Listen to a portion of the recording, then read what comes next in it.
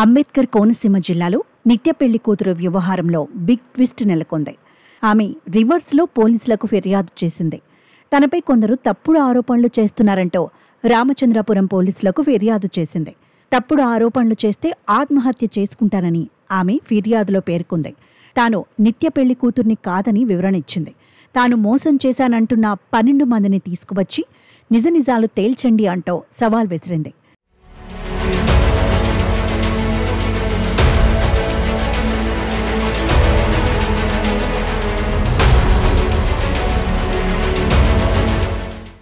నీలిమ అనే మహిళ 12 మందిని పెళ్లి చేసుకుని వారి వద్ద నుండి డబ్బులు దోచుకుందని పోలీసులకు ఓ కుటుంబం ఫిర్యాదు చేసింది.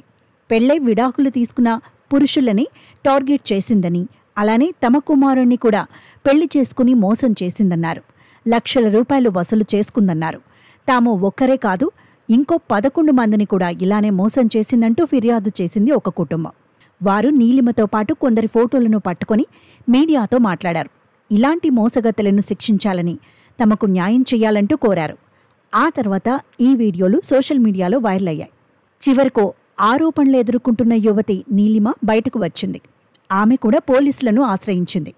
తాను ఎవరినీ మోసం చేయలేదని పేర్కొంది.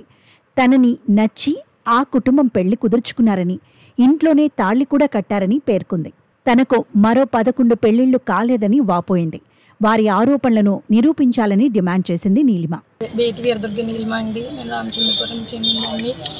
న్యూస్ ఛానల్స్లో ఏదైతే స్ప్రెడ్ అవుతుందో అదంతా ఫేక్ న్యూస్ అండి. నచ్చింది మరి వాళ్ళు స్ప్రెడ్ చేసుకుంటున్నారు. జరిగింది ఏంటంటే, నేను బీటెక్ 3rd year చదువుతున్నప్పుడు జీలక్ష్మి దుర్గ అనే ఆవిడ చేత పెళ్ళిళ్ళ పేరమ్మ ఆవిడ మ్యాచ్ ఒకటి తీసుకొచ్చిందండి. నేను అమ్మకి నచ్చింది కదా అని చెప్పి నేను యాక్సెప్ట్ చేశాను. అయితే వాళ్ళు వస్తానని చెప్పి సెకండ్ డే నైట్ 2 days అలా ల్యాగ్ చేసి సెకండ్ డే నైట్ రావడం జరిగింది 7:30 ఆ టైంకి. ఇంకా అమ్మ లేదు కదండి, అమ్మ వచ్చే వరకు వెయిట్ చేయండి అంటే ఎవరు వెయిట్ చేయలేదు. పెళ్లి ముహూర్తం అయిపోతుందమ్మా, అమ్మకి అంతా నచ్చింది, అమ్మకి మేము ఆల్రెడీ మాట్లాడేసామంటే ఇంక సరే అమ్మకి ఇష్టం కదా అని చెప్పి నేను యాక్సెప్ట్ చేసేసాను. అయితే వాళ్ళ సైడ్ నుంచి వచ్చిన పంతులు గారు ఏమన్నారంటే, ఎంగేజ్మెంట్ అయిపోయిన తర్వాత రేపే పెళ్లి పెట్టేసుకోండి, అబ్బాయిలకు బాగా నచ్చిందంట అని చెప్పి అన్నారు. కానీ అమ్మాయిలో ఒక అమ్మాయి అండి, అలా ఎలా పెడతాము, అందరినీ పిలుచుకోవాలి కదా అని చెప్తేని మా సైడ్ పంతులు గారి నుంచి September 6th మ్యాచ్ అయితే ఫిక్స్ చేశారు. September 2nd ఏంటంటే బౌనం వేసుకుని పెళ్లి కుదిరి చేయడం అవన్నీ అనుకున్నాము. వీళ్ళు ఏంటంటే నా బర్త్డే రోజున August 26th వచ్చారు. వచ్చి మీ అమ్మాయి బాగా నచ్చిందండి అది ఇది అని మాట్లాడిస్తున్న తర్వాత రూమ్లోకి వచ్చేసి, మాకు మీరు September 6th పెళ్ళి అన్నవరంలోనే చేసుకోండి, కానీ మాకు ఏంటంటే ఆచారం ఉంది, మేము బంధు ముందు వేసేసుకుంటాం, ప్రధానం బంధు అని చెప్పి మా అమ్మాయిని చేసుకుంటామండి అని అన్నారు.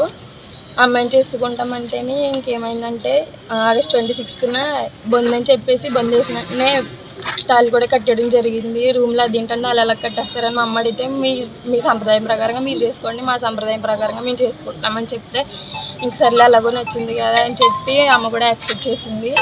ఆ తర్వాత September 2nd మేము బోనం వేసుకుని పెళ్లి కూతురిని చేసుకోవడం అన్నీ జరిగినాయండి. September 2nd ఏంటంటే అమ్మకు కాల్ వచ్చింది. ఏమనంటే, ఆల్రెడీ మ్యారీడ్ కదా, ఎలా చేసుకుంటాం, మాకు డివోర్స్ అవ్వకుండా మీరు ఎలా చేసుకుంటారు, నాకు 2 పిల్లలు ఉన్నారు, ఒక పాప బాబు ఉన్నారు, వాళ్ళిద్దరికి నేను ఎలా అన్యాయం చేయాలనుకుంటున్నారు, మీకు కూడా ఆడపిల్ల ఉంది కదా అంటే మా అమ్మాయికి అప్పటికప్పుడు అన్ని ఎంక్వైరీ చేస్తే ఇతను పెద్ద ఫ్రాడ్ అని తెలిసిందండి. ఇంకా ఇలాగ అమ్మాయిల్ని పెళ్ళి చేసేసుకుని వేరే కంట్రీస్ కూడా ట్రాన్స్పోర్ట్ చేస్తాడని ఇవన్నీ బయటకు వచ్చి మేము ఇతని మీద ఇక్కడ కేసు పెట్టామండి. వాళ్ళు ఏంటంటే 10 lakhs అలాగా చెక్ ద్వారా ఇచ్చారు మాకు. అంటే పిల్ల బాగా నచ్చింది కదా, ఇంకా అన్నీ మేమే చూసుకుంటాం అన్నట్టుగా వాళ్ళు ఇచ్చారు. ఇస్తేనే ఇంకా మళ్ళీ నా బర్త్డే 26th అయితే వాళ్ళు 28th వచ్చి ఇంకా రోజు చేసుకోలేదు కదా అని బిలేటెడ్గా చేశారు. కేక్ తెచ్చి ఇవన్నీ తెచ్చి అమ్మకు కాల్ చేసి ఇలాగా మనీ తెచ్చేయండి, మేము గోల్డ్ అది బయట తీసుకుంటాము, మాకు మేము కానీ ఇచ్చుకుంటామంటేనే సరే అని చెప్పి అమ్మ ఇచ్చేసింది. తర్వాత వీళ్ళ వైఫ్ కాల్ చేసి ఇలా న్యూస్లు చెప్తే ఇంకా మేము ఇక్కడ రామచంద్రపురం పోలీస్ స్టేషన్కి వచ్చి కేసులు అవి ఫైల్ చేసాం. కేసులు అవి ఫైల్ చేస్తే వీళ్ళు ఫస్ట్ పట్టించుకోలేదండి.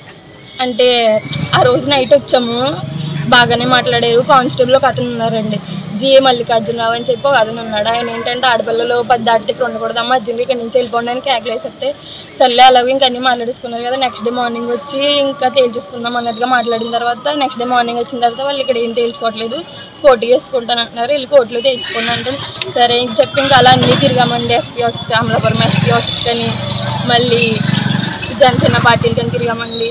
మన ఊరు మినిస్టర్ వాసంశెట్టి సుభాష్ గారి దగ్గరికి కూడా వెళ్ళామండి. ఆయన చెప్తేని వీళ్ళు వచ్చారు కదా ఏదో ఒకటి తేల్చండి అన్నట్టుగా ఆయన మాట్లాడారండి. చెప్పింది కూడా సరిగ్గా వెళ్ళలేదని మరి మా అమ్మగారు వాళ్ళు అన్నారు. మా అమ్మగారు వాళ్ళు వెళ్ళారు, నేను వెళ్ళలేదు వాసంశెట్టి సుభాష్ గారి దగ్గరికి. ఆ తర్వాత ఇంకా అలా 2 years అలా గడుచుకుని వచ్చేసింది. కాకినాడ దగ్గర ఊరు ఉంటుంది కానీ జాన్సన్ ఆఫీస్కి వెళ్ళింది. చాలా ఊరు తిరిగాం కానీ ఎటువంటి న్యాయం అయితే జరగలేదు. మళ్ళీ ఈ రోజు ఏంటంటే 12 మందితో పెళ్లి చేసుకున్నానని ఫేక్ న్యూస్ స్ప్రెడ్ చేశారు.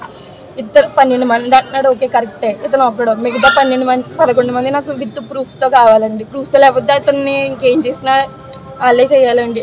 మేము న్యాయం అయితే కోరుకుంటున్నాం. నచ్చినట్టు రాసుకుని నచ్చినట్టు ఫేక్ న్యూస్ స్ప్రెడ్ చేస్తే ఇప్పుడు నేను ఒక అమ్మాయిని, నాకులాగా చాలామంది ఉంటారు, ఎవరు ముందుకు వచ్చి ఇలా మాట్లాడలేరు. చెప్పాలంటే నేనే చాలా సెన్సిటివ్, అలాంటిది నేను వచ్చి ముందుకు వచ్చి మాట్లాడుతున్నాను. ఇలా అతను ఎంతమంది జీవితాన్ని నాశనం చేస్తాడండి. నాకైతే న్యాయం కావాలండి. 11 మంది విత్ ప్రూఫ్స్తో కావాలి. ఎవరైతే చెప్పారో అవన్నీ నాకు విత్ ప్రూఫ్స్తో చెప్తే నేను వాళ్ళు చెప్పింది ఖచ్చితంగా చేస్తానండి. ప్రూఫ్స్ లేకుండా నోటుకు వచ్చింది రాసి ఎడిట్లు చేసి చేస్తే మాత్రం నేను అసలు తట్టుకునేది. ఎంత దూరమైనా వెళ్తానండి. ఇప్పటివరకు ఇంత అలా వచ్చాను, నెక్స్ట్ కూడా ఎంతకు మించి ఎంత దూరమైనా వెళ్ళగల శక్తి నాకైతే ఉంది. నేనైతే అసలు గివ్ అప్ అనేది ఇవ్వదలుచుకోలేదు. సో న్యాయం కోరుకుంటున్నానండి మీడియా ద్వారా. ఏ మీడియా అయితే ఫేక్ న్యూస్ స్ప్రెడ్ చేశారో వాళ్ళే ఇది కూడా చూపించి ఎవరు ఏంటన్నది విచారించి న్యాయం చేస్తారని కోరుకుంటున్నానండి. Thank you so much.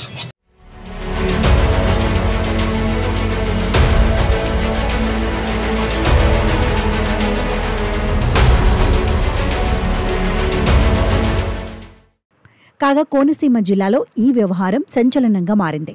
ఒకరిపై ఒకరు కంప్లైంట్ చేసుకోవడంతో కేసు మలుపు తిరిగింది. ఇక పోలీసుల విచారణలోనే ఎవరు మోసపోయారో తేలనుంది.